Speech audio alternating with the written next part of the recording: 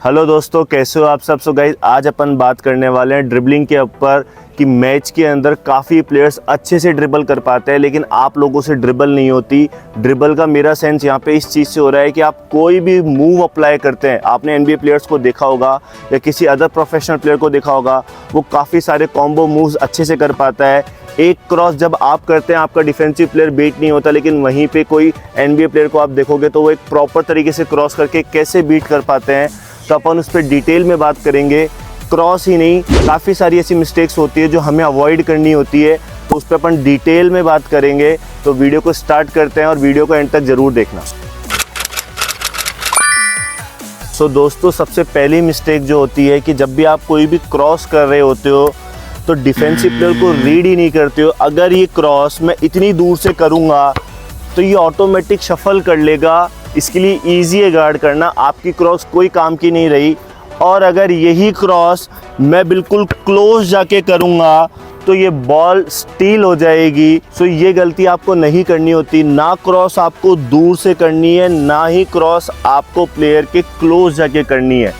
आपको cross at least 1 and distance तो लेना ही लेना है, या फिर थोड़ा सा 3/4 भी ले सकते हो आप। अगर क्रॉस में अब इधर करता तो वो सक्सेस होती, लेकिन आप क्रॉस या तो पीछे करते हैं, डिफेंसिव प्लेयर इजीली रीड कर लेता है, या फिर आगे करते हैं। सो इसकी वजह से आपकी क्रॉस प्रॉपर तरीके से मैच में अप्लाई नहीं हो पाती है। नाउ सेम सेकंड मिस्टेक जो आप करते हैं, जब भी कोई भी आपको बिटवीन द लेग ड्रिबल करके जाना होता है तो आप मुझे बताइए कि कोई भी बिटवीन द लेग अगर मैं सेम क्लोज करता तो मैं डिफेंसिव प्लेयर के अंदर स्टक हो जाता, या फिर मैं बिटवीन द लेग पहले करता। अगर मैं पहले कर रहा हूँ तो इसका मतलब मैं उसको शो कर रहा हूँ कि मैं इस साइड जा रहा हूँ, लेकिन मैं स्विच कर रहा हूँ अपोजिट साइड। यहाँ तक बेटर था, लेकिन अगर मैं इसको यहीं से करके स्ट्रेट जा रहा हूँ तो वो इजीली रीड कर चुका है। तो सेम इस केस में भी आपको अगर सेम साइड पे जाना है, अगर आप एक साइड एक ही मूव करना चाह रहे हैं बिटवीन द लेग में, तो डिस्टेंस आपका 1 एंड डिस्टेंस रहना चाहिए। Now you can go. तब आप बॉल को स्टील नहीं करवाएंगे, प्रॉपर तरीके से मूव कर सकते हैं। कोई भी पुल बैक हो सकता था इस केस में, अगर मैं जा रहा था पुल बैक कर सकता था मैं। इसके लिए आपको ये पता होना चाहिए कि कब कौन सी ड्रिबल कहाँ करनी होती है। नाउ थर्ड वन दोस्तों, जब भी आपको स्पिन मूव करते हो, सबसे पहला तो ये वाला स्पिन मूव आपको बंद करना पड़ेगा कि ड्रिबल करके स्विच एंड करके। इस केस में आपने डिफेंसिव प्लेयर को इजीली बॉल दे दी है, आपको ये नहीं करना है। सेकंड मिस्टेक जो स्पिन मूव में करते हैं, आप पहले स्पिन मूव कर लेंगे तो डिफेंसिव प्लेयर उस बॉल को इजीली निकाल लेगा। तो आपको स्पिन मूव में क्या करना होता है दोस्तों, हम स्पिन मूव जब करते हैं जब डिफेंसिव प्लेयर के हम बिल्कुल क्लोज हो जाते हैं, तब अगर आप स्पिन मूव करते तो वो इफ़ेक्टिव रहता। और अगर आपको स्पेस है, अगर यहाँ पे ये स्पेस है, तो मैं मेरे 4 आर्म से पहले स्पेस को क्लोज करता और फिर स्पिन करता। तो आपको ये कुछ चीज़ों का ध्यान रखना होता है जब भी कोई मूव कर रहे हैं, अदरवाइज़ वो ड्रिबल या वो मूव आपका कभी सक्सेस होगा ही नहीं, मैच के अंदर प्रॉपर तरीके से अप्लाई कर ही नहीं पाएंगे। नाउ फोर्थ मिस्टेक दोस्तों, आपने ये वाला मूव आपने काफ़ी बार देखा होगा, लाइक दिस। ये मूव आपको इस तरीके से नहीं करना होता। मैंने काफ़ी प्लेयर्स को देखा है जो ये मूव बार बार रिपीट कर रहे होते हैं। आपको इस केस के अंदर कभी भी बॉल इतनी दूर से जाके स्विच नहीं करनी होती। डिफेंसिव प्लेयर हमेशा स्क्वायर अप रहेगा इस केस में। आपको अगर ये मूव करना है तो आपको डिफेंसिव प्लेयर के क्लोज जाना होता, and then you have to switch the ball. Now next mistake जो आपको अवॉइड करनी होती है दोस्तों, जब भी आप ड्रिबल कर रहे हो, साइड जब आप ये शफल करके प्लेयर को बीट करने की कोशिश करते हो, इंस्टेड ऑफ इट आपको ये पैर इनसाइड रखना होता है।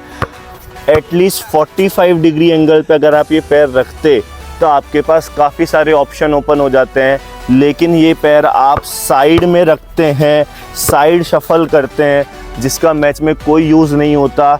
Defensive player easily square up हो जाता है, तो आपको ये नहीं करना। अगर मैं यहाँ से बीट कर रहा होता डिफेंसिव प्लेयर को, तो मैं ये लाइक 45 डिग्री रखता एंड नेक्स्ट मूव गो। पर पैर आपको हमेशा इनसाइड एटलीस्ट 45 डिग्री एंगल पे तो रखना ही रखना है। नाउ नेक्स्ट मिस्टेक जो आपको अवॉइड करनी होती है, जो 99% सारे प्लेयर्स वो गलती करते हैं, जो आपको बिल्कुल नहीं करनी है, कि जब आप कोई भी मूव बना रहे होते हैं, आई गेस ये सबको पता है कि आपको ड्रिबल लो करनी होती है, डिफेंसिव प्लेयर से लो रह के ड्रिबल करो, ईजी होता है बीट करना। लेकिन ये पता होने के बाद भी आप सबसे बड़ी गलती जो करते हो कि आप लो तो रहते हो, लेकिन डिफेंसिव प्लेयर को बीट करने से पहले अपनी बॉडी को ऊपर कर लेते हो। आपने उसको बीट किया ही नहीं और उसमें आप बॉडी को ऊपर कर लेते हो। सपोज मैं यहाँ से जा रहा हूँ, सी मैं अटक गया, तो आपको जब तक बेंड रहना होता है कि जब तक आप उसको बीट नहीं कर देते, अदरवाइज वो मूव सक्सेस होगा ही नहीं। अगर मैं यहाँ से बीट कर रहा होता, सी मैं बेंड हूँ, अगर आप बेंड नहीं हो रहे हो तो वो मूव सक्सेस नहीं होगा। Move till the and. अगर डिफेंसिव प्लेयर बीट नहीं हुआ है तो आपको लास्ट तक बेंड रहना ही रहना है। नाउ नेक्स्ट मिस्टेक जो आपको अवॉइड करनी होती है दोस्तों, कि आपको लगता है डिफेंसिव प्लेयर को बीट करने के लिए आप क्या करते हैं, कोई भी मूव अगर मैंने यहाँ से किया है तो आप इस तरीके से रन करते हैं। बेसिकली आप टूवर्ड्स दी साइड लाइन जा रहे होते हैं कि अगर मैं यहाँ से कोई भी मूव कर रहा हूँ, अगर मैंने यहाँ से कोई भी मूव किया तो आपके लेग्स साइड लाइन की तरफ जा रहे होते हैं, जिसकी वजह से आपने जो भी मूव अप्लाई किया होता है उसका कोई यूज़ ही नहीं होता है। तो आपको इस केस के अंदर अपने लेग्स को टूवर्ड्स दी बेस लाइन लेके जाना होता है, मतलब इनसाइड स्टेप रखना होता है। अगर मैं यहाँ से जा रहा होता तो मैं इनसाइड स्टेप रखता, ना कि साइड लाइन की तरफ। इस चीज़ का आपको खास ध्यान रखना है। आपको ये समझ में नहीं आ रहा, सर हम कंफ्यूज रहते हैं मैच के अंदर कि कब साइड लाइन पे पैर चला जाता है, हमको पता ही नहीं चलता है। तो इसके लिए मैं एक बहुत अच्छी टिप दे रहा हूँ जो आपको ध्यान में रखनी है, कि आपको डिफेंसिव प्लेयर के हिप के नियर से आपको बीट करना है या शोल्डर लेवल पे करना है, शोल्डर लाइन में करना है। अगर मैं यहाँ से इस प्लेयर को बीट करना चाह रहा हूँ तो मैं इसके हिप लेवल के क्लोज से जाऊँगा, तो डिफेंसिव प्लेयर के लिए हार्ड हो जाता है उस समय डिफेंस करना, और आपकी इस साइड लाइन की प्रॉब्लम भी सॉल्व हो जाएगी उस केस में। नाउ नेक्स्ट सबसे बड़ी मिस्टेक्स और सबसे फेवरेट मूव जो लोगों का होता है, सभी प्लेयर्स वो अप्लाई करते हैं, इन एंड आउट मूव। आपने देखा होगा सब player in and out dribble बहुत ज़्यादा करते हैं, सबकी फेवरेट होती है, सबका अच्छा मूव होता है ये। उनको लगता है कि इससे बीट कर देंगे वो इजीली प्लेयर को, लेकिन फिर भी वो बीट क्यों नहीं कर पाते हैं, तो उसका सबसे बड़ा रीज़न है कि हमको सिखाया गया है कि इन एंड आउट आपको पूरा लेके जाना चाहिए, कि मैं अगर इन एंड आउट पूरा दूंगा तो ही मैं बीट कर सकता हूं। सो दोस्तों इसमें मैटर करता है कि आपने स्पेसिंग कितनी कर रखी है। अगर ये डिफेंसिव प्लेयर मुझसे दूर है तो मैं अगर इस मूव को पूरा लेके जाता तो ये वैलिड था, लेकिन अगर क्लोज आने के बाद मैं इसको पूरा लेके जा रहा हूँ तो डिफेंसिव प्लेयर बॉल को स्नैच कर लेगा। तो ये दोनों चीज़ें आपको ध्यान रखनी है। अगर आप दूर हैं तो आप पूरी बॉल को ले जा सकते हैं, लेकिन अगर आप क्लोज हैं तो आपको स्पिन मूव हाफ ही करना है, पूरी बॉल को नहीं लेके जाना होता। नाउ नेक्स्ट और लास्ट सबसे बड़ी मिस्टेक जो इन सब मूव को अलाइन करती है, सेल द बॉडी। आपको अपनी बॉडी को सेल करना नहीं आता, मतलब बॉडी को मूव करवाना नहीं आता। अगर मुझे राइट साइड जाना है तो आपको पूरी बॉडी लेफ़्ट साइड शो करनी आती ही नहीं है, तो आप राइट कैसे जाओगे, डिफेंसिव प्लेयर बीट कैसे होगा। तो आप कोई भी मूव कर रहे हैं, आपको जिस भी डायरेक्शन में जा रहे हैं उसके टूवर्ड्स पूरी बॉडी को सेल करना है। तो अगर मैं यहाँ से इन एंड आउट कर भी रहा होता तो मैं पूरी बॉडी को सेल करता, या क्रॉस कर रहा होता तो भी पूरी बॉडी को यहाँ से लाइक दिस में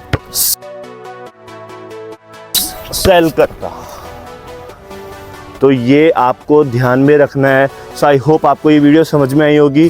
कोई भी इशू है तो मुझे कमेंट सेक्शन में बताइए। Thank you so much guys for watching this video.